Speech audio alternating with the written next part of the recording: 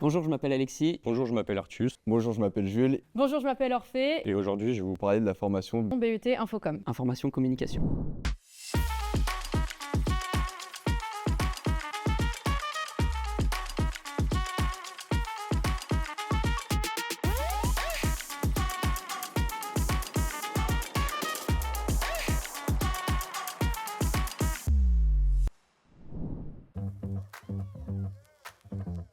Alors concrètement, pour le tronc commun, on va faire plusieurs amphis sur des matières assez différentes qui globalement rejoignent la communication. Donc c'est sur l'histoire de la communication ou alors l'histoire des médias. Le BUT Information Communication, il est divisé en 3 parcours avec des formations qui se choisissent dès la première année. Vous avez le parcours information communication dans les organisations, le parcours Infonum, donc information communication, parcours numérique dans les organisations, et le parcours MLP, donc métier et livre du patrimoine.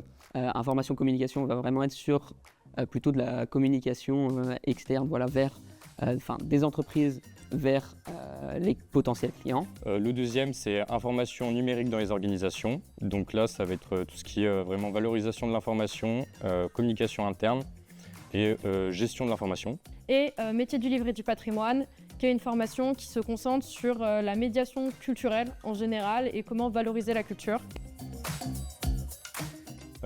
J'ai décidé de partir sur le BUT Information Communication Parcours Information Numérique pour faire tout ce qui est contenu visuel, audiovisuel. On fait bien évidemment tout cela, mais aussi on fait tout ce qui est valorisation de l'information en passant par de la veille informationnelle. Alors du coup, moi j'ai également choisi le parcours Information Communication, parcours numérique dans les organisations. Je dirais que c'est une formation qui concrètement, ou plutôt une spécialité qui concrètement est pluridisciplinaire, où on touche vraiment à toute la communication dans tous ses ensembles, que ce soit la communication qui peut être externe aux entreprises, tout comme la communication qui peut être interne aux entreprises. Après moi, en information communication, on va voir vraiment la communication externe.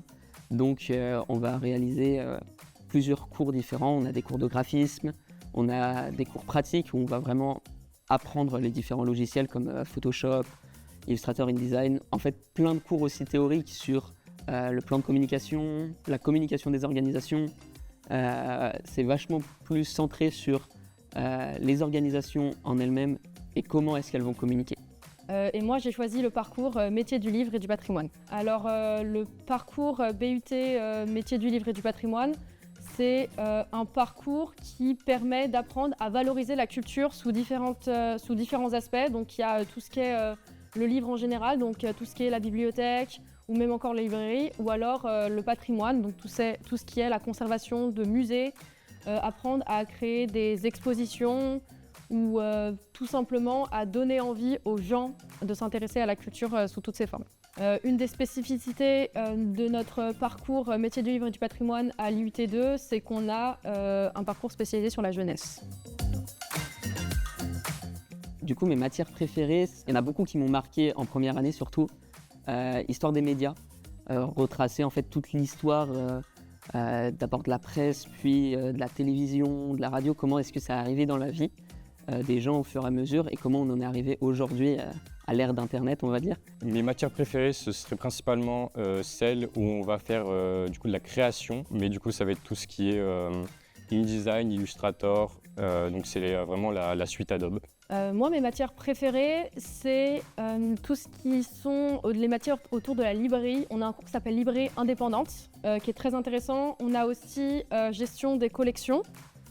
C'est des cours qui sont donnés par des professionnels directement et c'est très formateur et c'est très concret.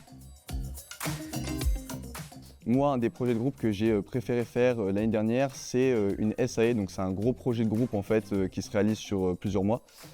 C'était en fait tout simplement il fallait faire la refonte d'un site pour un vrai commanditaire. Donc en face on avait un vrai commanditaire externe qui s'appelait Loup Blanc Production et concrètement on avait leur site internet et il fallait y faire une refonte et à chaque fois expliquer pourquoi on voulait rajouter tel élément ou enlever tel élément pour concrètement améliorer leur site et croître leur développement. Moi, il y a un projet de groupe que j'ai particulièrement aimé faire, notamment l'année dernière. C'est notre classe, elle a participé à animer un stand au Printemps du Livre, donc qui est un festival grenoblois de littérature.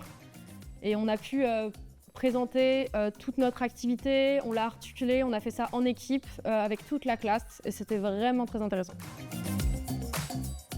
Après le BUT, soit je compte me spécialiser dans ce que je vais faire au cours de mon alternance et donc faire un master et pourquoi pas continuer avec eux si c'est un master en alternance. Sinon, si c'est pas vraiment ce que je souhaite faire, me réorienter et faire un master plutôt axé communication externe. La suite pour moi, l'année prochaine, à court terme, ça serait de trouver une alternance, peut-être dans la librairie ou bien dans la bibliothèque.